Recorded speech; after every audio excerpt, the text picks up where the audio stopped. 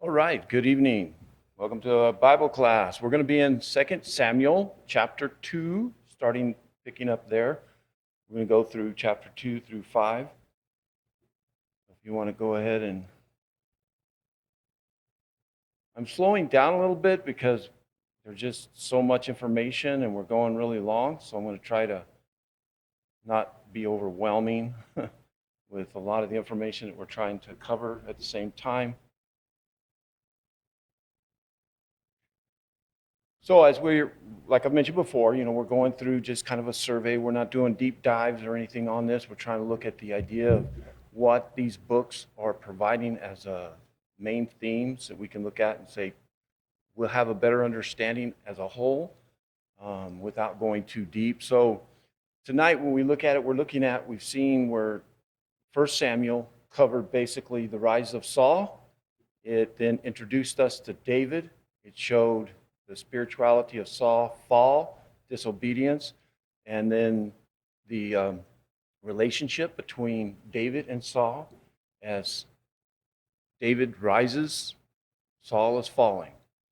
We see that relationship continue to the point where it becomes bitter and hatred towards David. Ends up becoming a refugee, running. And then at the end of the book, we find the climax where we finally see the Philistines attack. And when they attack, then Saul and his sons are killed. Not all of them. There's one that isn't. And then we see the response. And last week we kind of bridged that, or last time we bridged that, looking at the idea of the response that David had to it and the way that he responded. Instead of being happy that finally we got it clear, I finally got all my obstacles out of the way. I can become king now. That wasn't his response, was it? His response was remorse. He was sorrowful about it. An Amalekite shows up, decides that he's going to try to seek a little bit of glory, and saying that Saul had asked him to kill him because he was going to die. And so he took his crown and took his armlet and brought it to David. And David did not respond the way he thought he would. David looked at him and said, "Didn't you have any fear for the anointed one of the Lord?" And he said, so he kills him, has him executed for what he did. And then he grieves. He's the opposite of somebody when you see your enemies defeated and removed. I mean, we've all had them, right? We've all had enemies. We've had people that have been, difficult, brought a lot of misery maybe in our lives. And when they're out of the way, we kind of do a little dance, or a little bit like, woohoo, You don't want to say it out loud, but, even sometimes maybe it's a minor thing or something tragic. There's a part of us that says, whew, finally. But that's not David. I mean, this man has been on the run for over 15 years. Every turn, every good deed he does gets punished by Saul. Whenever a town's being attacked by the Amalekites, we see where David comes out of hiding and risks himself to save them, to then have Saul pursue him. Twice, remember. He could have killed him. And he didn't. And this is a lesson, I think, in a lot of ways for us handling our enemies. The way we look at our enemies. And we're going to keep seeing that. A common theme, I brought this up as well, is that David was always seeking the Lord's answer. He would always seek, should I do this? Is this going to happen? He goes and asks the Lord first. And we're going to see that continue out through this. So this is what starts to really set up that unique character that we see, that why in Acts we see the Holy Spirit expressing through the apostles that David was a man after God's heart. Even though he does some terrible things, he's a terrible father, he does a lot of things that's bad, but he was repentful. He could repent. Even in the hardest of times, we'll come across, we see where he finally gets it. He will get it and understand it. So the main thought about this section here is that what we find is he doesn't become king instantly. He was anointed when he was probably 15. He's 30. you'd think he'd be ready. Hey, it's time. We finally got the evil king out of the way. It doesn't happen. God doesn't do that. In the same manner, the way that he didn't pursue and try to kill the king so he could become king, because he's anointed too. He keeps saying Saul's anointed, but he's also anointed. But he still sees it. He's letting God handle it. He lets God handle it. And remember, the other thing that was so fascinating is that whenever he tried to go and fight on the Philistine side against Saul, God maneuvered a way to getting him off the battlefield and out of the area, because he knew that David would try to save the king. So it doesn't happen instantly. And in this, after the aftermath, the death, he goes and asks the Lord. You'd think, okay, the king is dead now. I'm king of all of Israel. So all I got to do is get on my happy horse and ride on in and take over. Or mount up your men, and pursue on in and go, you got a problem with me being king? Because God anointed me. I'm the anointed. It's the opposite. He asked. A lot of us, we take it for granted. We're Christians, we're like, we think we know. Always ask, seek the Lord, and that's what he does. He seeks the Lord before moving forward after this. And one of the things we'll see is he refused to reward bloodshed and treachery, because that's what that Amalekite did.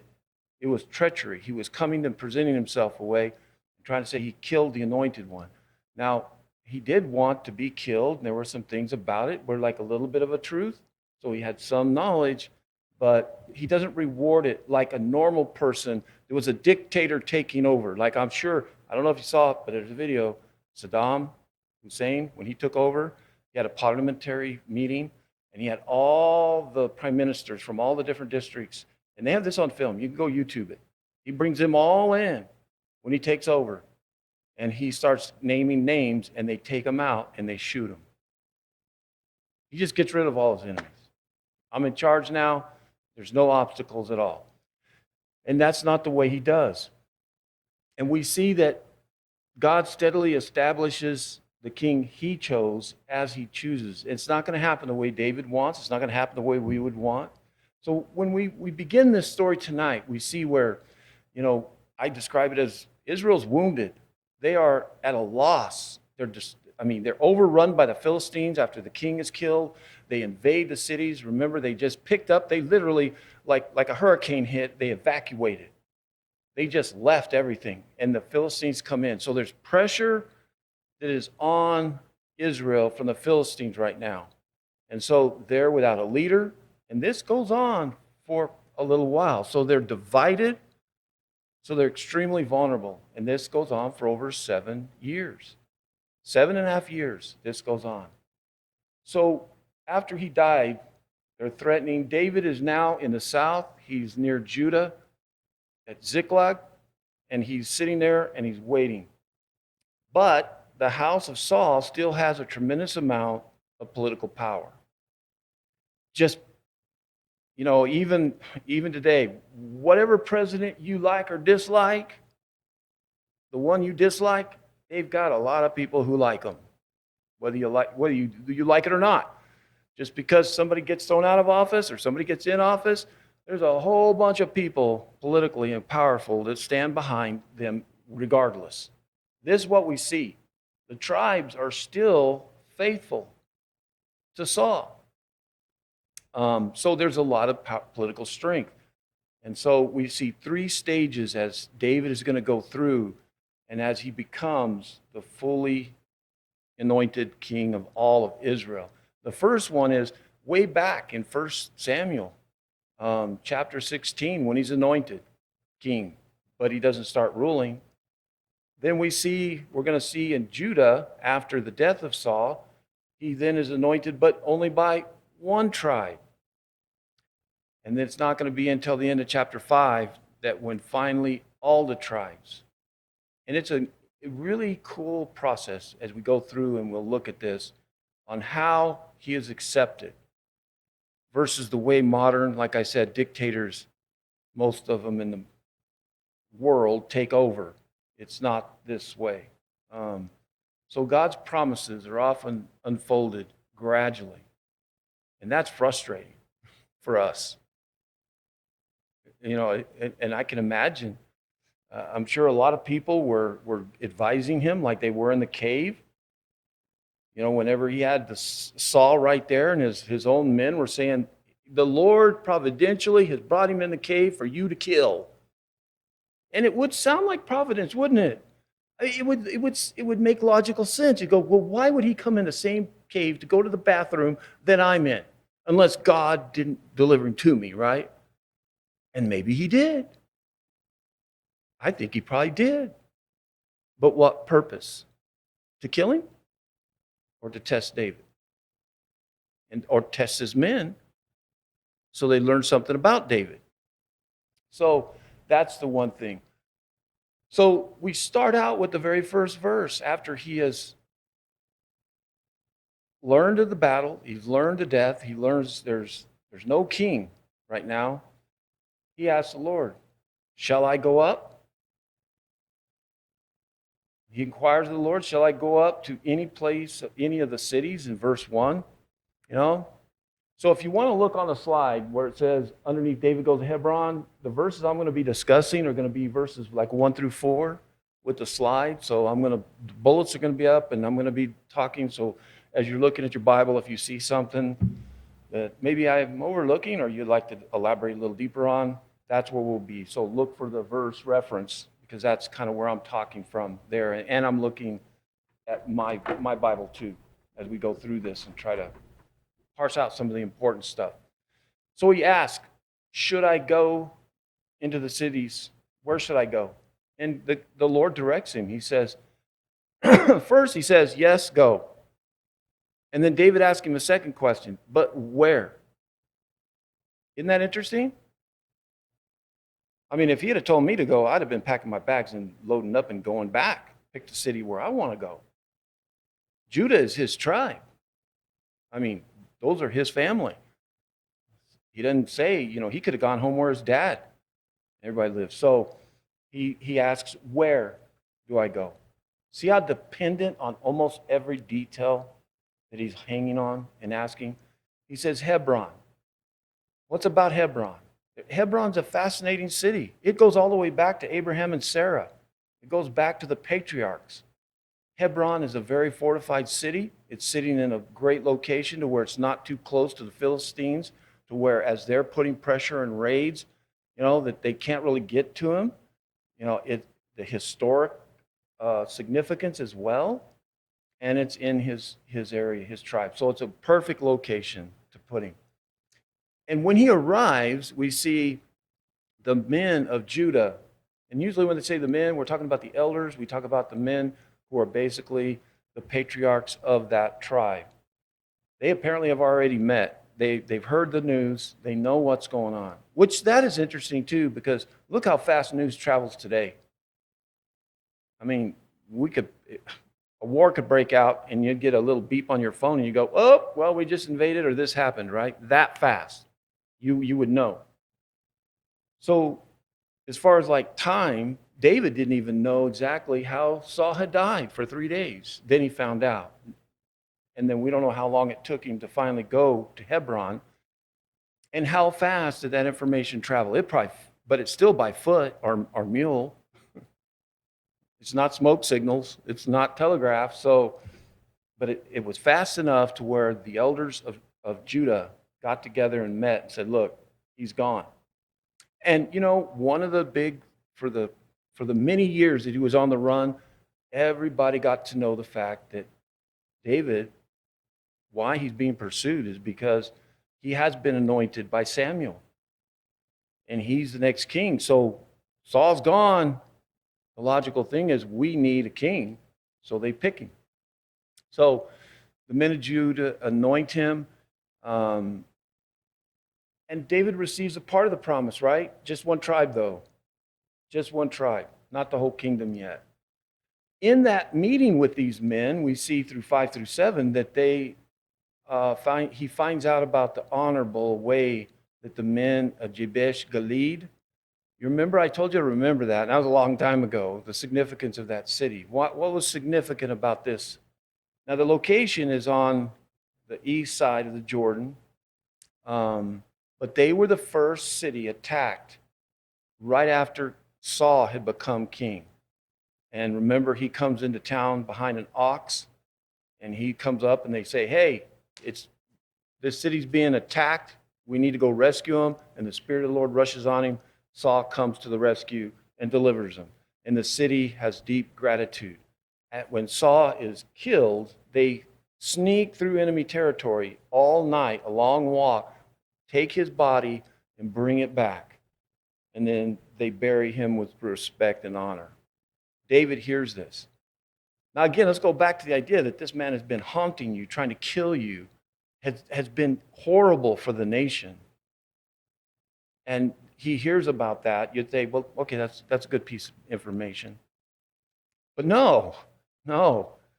He sends back messengers. He sends back a messenger, and he honors the city for what they did. You know, they were so, I mean, to me, it's just amazing that he still has that honor and decency and humility to say that. He says he sends them a blessing. May you be blessed by the Lord, in verse 5, because you showed this loyalty to Saul, your Lord, and buried him. Now may the Lord show steadfast love and faithfulness to you, and I will do good to you because you have done this thing. Now, therefore, let your hands be strong and be valiant. For Saul, your Lord, is dead, and the house of Judah has anointed me king over them. Interesting message, just within that alone. You know, he's not bitter, is he? Man, I can't believe you honored him. Now remember, Gilead in them, this area, Jabesh Gilead, is under the influence of the house of Saul. They have not accepted David as king. But yet he is letting them know that what they did still was something very honorable, even though they haven't cast their loyalty to him yet. Now this is where we start to see that civil war, the northern kingdom start to come up in verses 8 through 11. Now Abner is the commander of the army, of the forces. He's also, depending on how you look at it, either a cousin or an uncle to Saul. So he's close family. He survives. And he is the one that puts together and holds together the 10 northern tribes. Now it says in verse 8, he took Ish-bosheth, the son of Saul, and he brought him to Mahanaim. Now that's across the river. Where was Saul? Gilead is where Saul was ruling. He takes him further out so he can protect him. And he sets up kind of a temporary government over there. Now, Ish-bosheth is the youngest of the boys. Now, if you look at the normal royalty and the way that things happen, the crown prince was who? It was Jonathan. Now, so then that means then the next one would be Jonathan's son, Mephibosheth. But he's only 5 years old. And whenever all this chaos is happening, his maid was carrying him and trying to flee and falls down and ends up probably breaking his legs and making him a cripple. So Abner can't use him. He can't take it himself. That's not the royal line, the way you do things. So all he's got left really is the final son, Ish-bosheth. And we get some information about historically kind of what's happening when he says in verse 10, after he had made him king, it's interesting. He says, and he made him king over Gilead, over the Asherites, Jezreel, Ephraim, Benjamin, and all of Israel. Now that's interesting because they're all Israel, you see. So was it repetitive? Why didn't he just say he started ruling Israel? That would have taken into account. It's because basically, except Judah. Judah's not a part. He's naming it both, but basically showing, because one, the way they're listing this, Gilead, these are locations, regions. He's kind of showing the writer the area by listing out those main areas. Because you notice he doesn't list all 12 and then say Israel. He lists out some, but that's geographics. He's kind of showing in a map, and I'll show you in a minute. So we have David reigning in Judah and Hebron. We have Ish-bosheth over the northern tribes, and it's divided between the house of David and the house of Saul. David awaits opposition, while he awaits this. This is the map looking at the territory that they took over. So, my little red dot. I can't even see my little red dot. It's so small. Right there. That is where he moved. Abner moved over, and Ish-bosheth is ruling. Down here is Hebron. This is where David's at.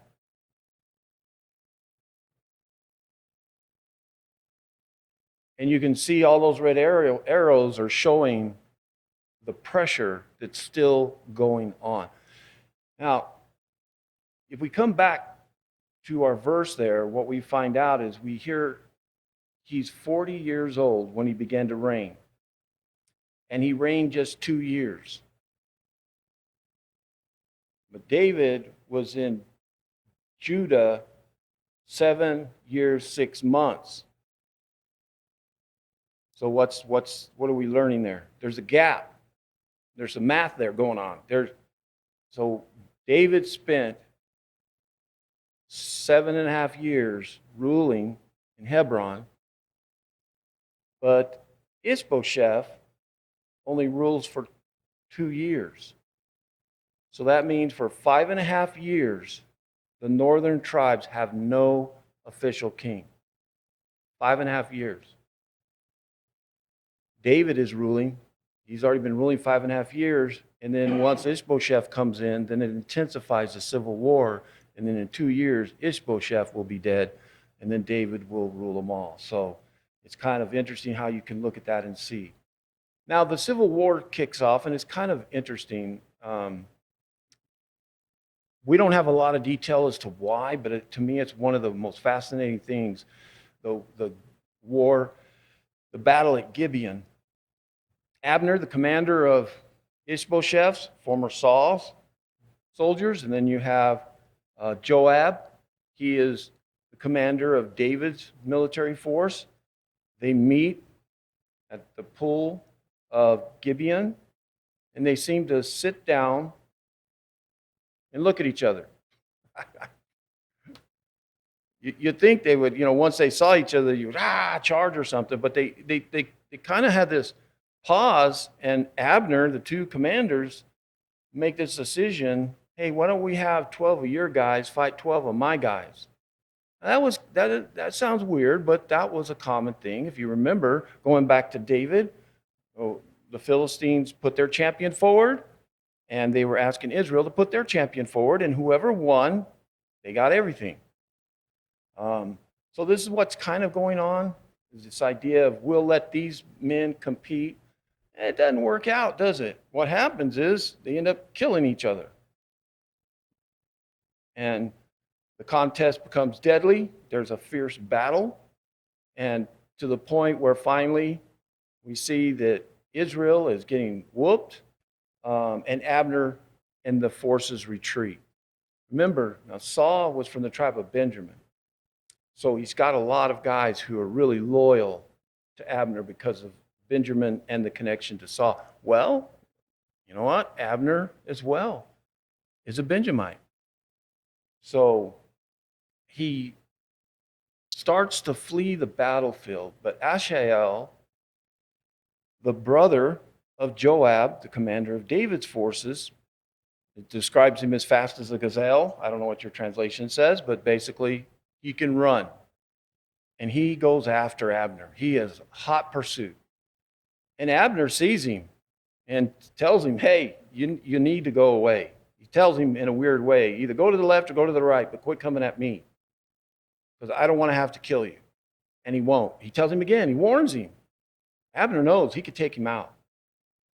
And so finally, Abner stops, and he thrusts right through the belly and kills him. That's Joab's brother. Now, Joab apparently doesn't know. It seems that as you read the full story, that Joab doesn't quite know the full ramifications. And Abner makes it back to kind of safety to where the Benjamites line up and form a battle line, and they're ready to go into direct combat against Joab. And that's when Abner cries out, hey, talks to Joab, look, what are we doing? This is brother on brother. Why are we going to continue this slaughter? And this is why I don't think Joab understood that Abner had killed his brother, because he breaks off. He goes, you're right. Enough's enough. Now, so in that, you see this deep rivalry deepens and becomes worse. I think Abner was very happy that Joab decided not to pursue, because every battle they were engaging in that day, they were losing. And we know why. The Lord was on his side. And so he was going to lose. But I think he knew that if Joab would have known that he had killed his brother, Joab would have seen blood red and would have said, no, we're not letting up. Not till after the battle. So and that's why you find in the text here that Abner packs up and he marches all night long to get out and back across the river. Because he knows as soon as Joab finds out, he could turn and pursue us. So Abner travels all night. Well, Joab, they go back. He finds out. Well, they travel. They take his brother's body, Asherel's body, and they bury him in Bethlehem, and they head back to Hezron. So this is the next verse we see in chapter 3, the idea of this slower transition occurring. David grew stronger and stronger while the house of Saul became weaker and weaker. So after that, we see that back in the house of Saul, Ish-bosheth being the king, and Abner really holding everything together. He is the power behind and Ish-bosheth is really just kind of a puppet. He's really afraid. And now remember, this is his uncle. So there's probably some of that intimidation that Ish-bosheth would feel. But he's accused of something. And that's what bothers, is that Abner, he accuses him of taking one of his father's concubines, wives, for himself. Now that is a move for power. In a normal situation, if you are asking or you join and you take the king's concubine or one of the wives, it somehow in the Orient was linking you to some ability to claim being a king. And that's where Ish-bosheth, I think, is paranoid. Because there's no real, even in the text here, Abner really never says he did or he didn't. What he does is he becomes outraged. He was so upset, he's very angry, and he says, am I a dog's head of Judah? To this day, I keep showing my steadfast love to the house of Saul, your father, to his brothers and to his friends, and have not given you into the hand of David. And yet you charge me today with a fault concerning a woman? That's a pretty bold, that's pretty, and again, we're not given much more detail as far as exactly what possibly could have happened. Did he do it or did he not? But we know Abner is extremely upset after all he has done for the 5.5 years of holding together the northern tribes and then dealing with the Philistines' invasion, setting this guy up as king, and then for him to turn around and accuse him of treason was too much. So he breaks with Ish-bosheth, and he declares to him, he basically puts a curse on himself that if he does not turn everything over to David, he should be punished. And that's why it's a weird phrase in the ESV anyway. God do so to Abner. He's saying this himself to Abner, and more so also, if I do not accomplish for David what the Lord has sworn to him, to transfer the kingdom of the house of Saul and set up the throne of David over Israel and Judah, from Dan to Beersheba. You see the fear in verse 11. Ish-bosheth, he couldn't answer because he was so afraid. He couldn't answer him at all. So Abner prepares a message, sends it to David, and he wants to make an agreement. And so he meets with him. And it's interesting because I think Abner knew all along that David is the rightly anointed one and he should take over. But that was a breaking point for Abner. And so now we see the kingdom is moving more towards unity. Now, after Abner comes down, David sets up a banquet. He receives him with honors. He meets with him, and they make an agreement on how they were going to bring the nation together. And he said, I've already talked to the tribes. I've already talked to all the tribe leaders. They've all agreed that this is what will happen. It's interesting when you read, they bring out Benjamin, because Benjamin is the tribe you're going to have to really sell because Saul was their king. Ish-bosheth is a Benjamite. So you're really going to have to hard sell Benjamin. And so Abner could do it. Abner was the one because he's a Benjamite himself, remember? Well, Joab apparently was off on a raid. He comes back and he sees Abner leaving.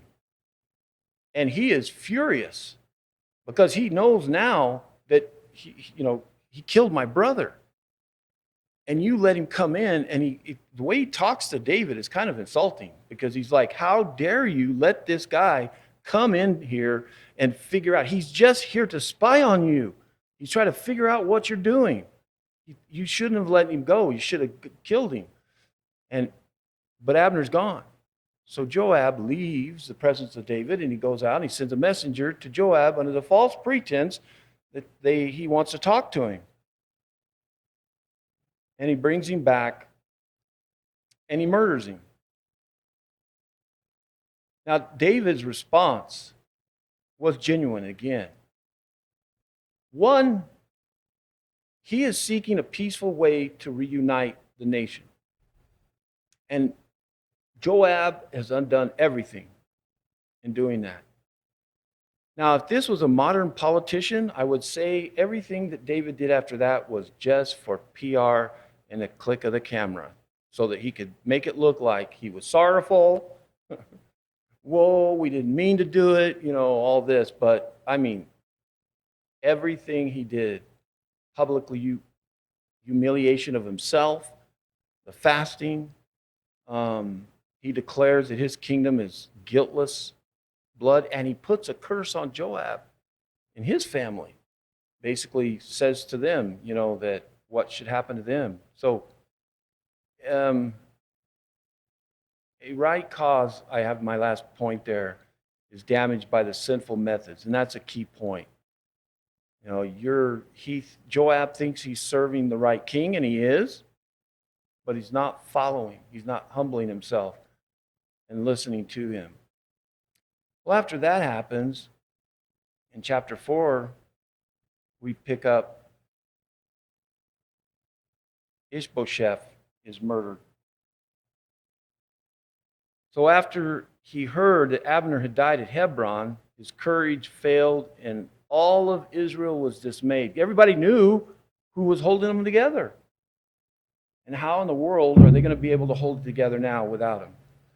Now Saul, he had two men that were basically a part of the raiding parties, and they become important. Baana and Rechab. They took it upon themselves to kill Ish-bosheth in a plot, sneaking in while he is sleeping, and come into the middle of the time when he's resting, and they kill him and then cut his head off And they decide, just similar to the Amalekite who killed Saul, think, I'm going to go to David, I'll take Ish-bosheth's head and show our loyalty to him. How'd that work out for him?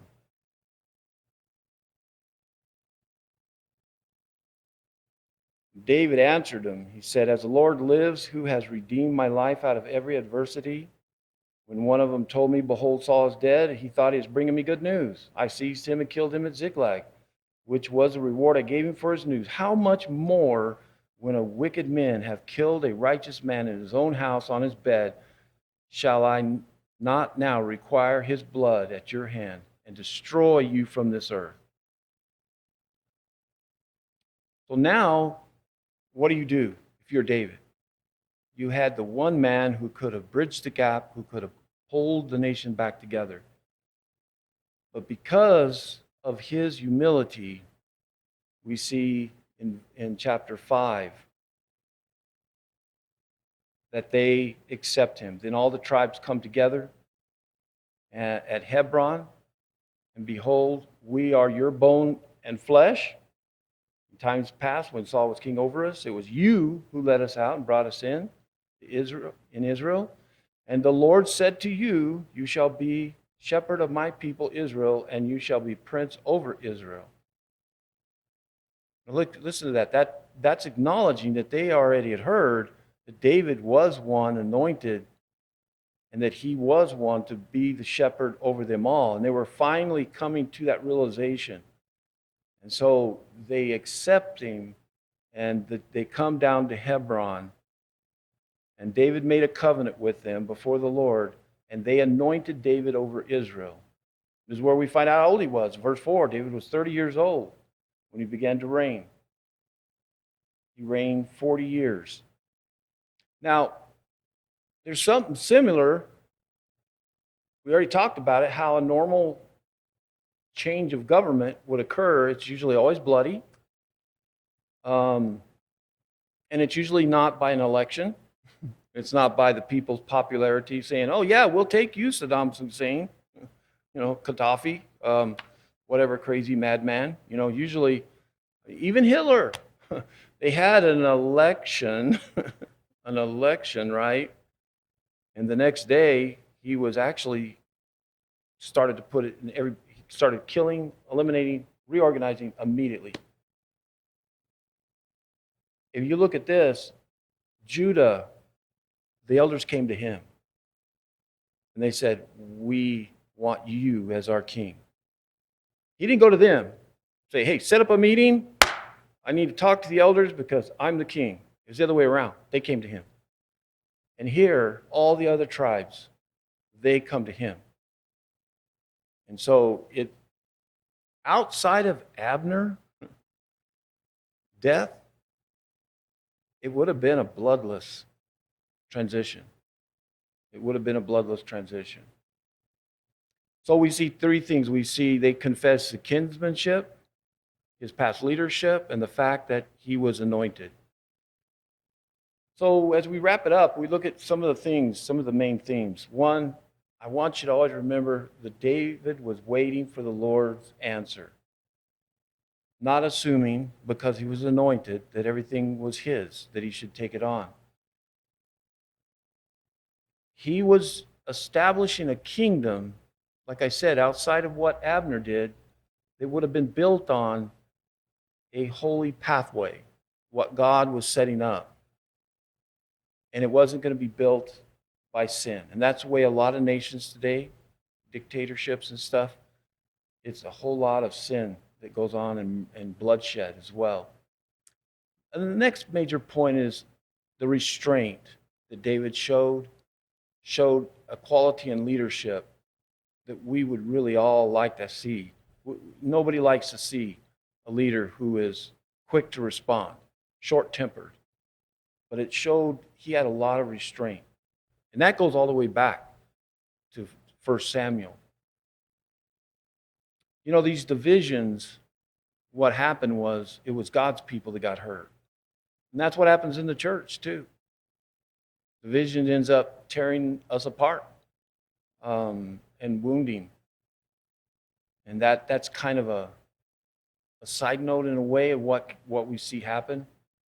The other thing is God's purpose is going to move forward with or without Abner.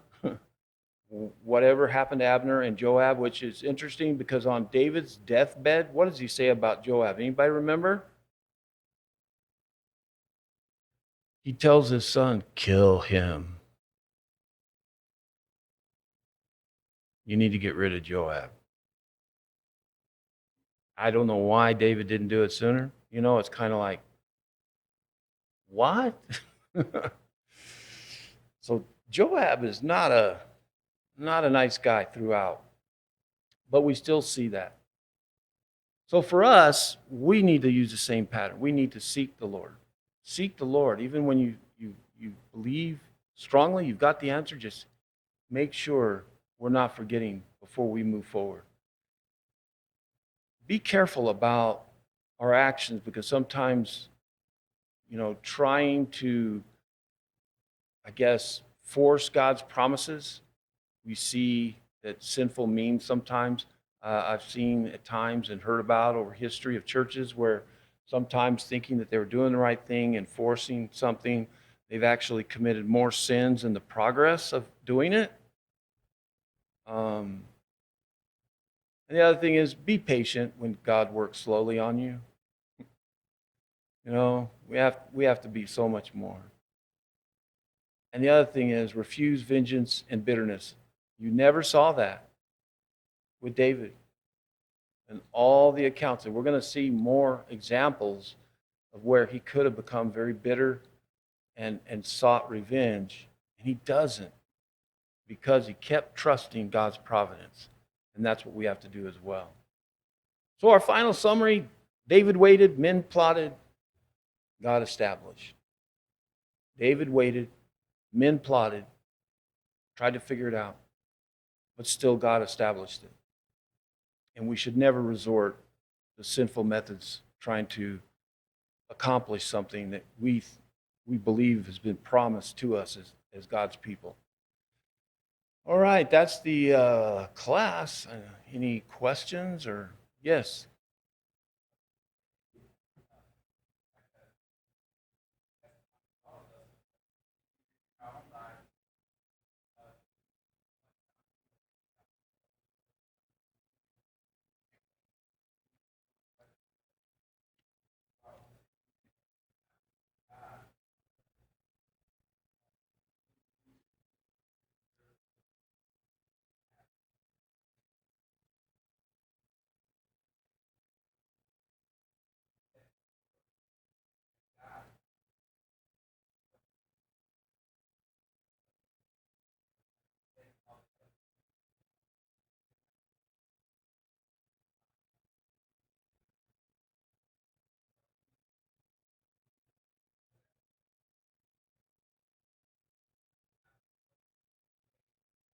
Yeah, and that's the thing that that's why I said when God works slow on us, be patient. I mean, like David, he had those promises, like you said. I mean, he waited, and he was just waited. He trusted in the Lord promises. His only promise mainly was, "You are going to rule and be my shepherd over my people." That's a ballpark. I mean, that's huge, right? So how do you force that? Oh, he had lots of opportunities. We discussed a bunch of them, right? Where he could have easily said, "I'm justified when I killed King in the cave." You know, the other time, whenever he snuck into the camp, he could have killed him. He could have justified it, but he didn't. And that's what blows my mind. I think my challenge is that I wonder, it scares me, I guess, because what have I done in pushing, trying to get God's will done? What have I pushed over and missed and did something like a Joab, maybe not outrightly murdered somebody, but I didn't do it right. I still got maybe the end result, but man, getting there really didn't justify it. And that's what frightens me. You know, we have to be careful. And I hope, that if we're honest enough with ourselves and we ask ourselves that question, then you're probably not. It's the people who don't even see, don't ask the question, who am I going to harm in accomplishing what I believe is God's righteousness, right? Who am I going to step over? What are the effects? And not justify it, but think about who am I going to harm, or is this really what God wants? Or am I pushing it? Am I getting too anxious about accomplishing or grabbing something from what God has promised me or whatever it might be? I know it's kind of ambiguous, but it's a great lesson.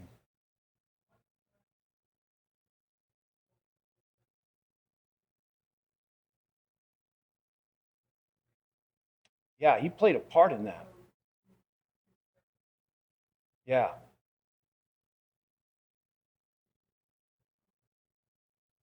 Yeah, he does not play a good role. He's also the one that carried out the murder of Uriah. Whenever Uriah won't, when he brings him back and tries to set up the little rouge about, oh, well, it was while you came home that Bathsheba was pregnant. And then David goes, this isn't working. So David writes the letter to who? Joab. I want you to launch an attack at the most secure place, and I want you to pull them back. And just the guts of Joab to stand there, open up that letter, and look at Uriah and read it, and go, okay, thank you. Got the letter from David. There's something.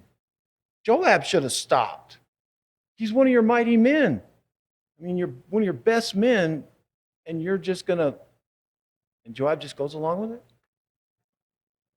I think that's why he was advising Solomon, you need to get rid of him. I may be vague on the details, but I do know that he was still, it's crazy. Yeah. Why did he keep him around? I mean, I don't know. But then again, there's a lot of things, like I said, we're going to see about David that you shake your head and go, what were you thinking? All right, well, I hope that this Sunday morning at 9:45, we'll have Bible study, 10:45 worship, 4 p.m. in the afternoon, and then next week we'll pick it up there. Thank you.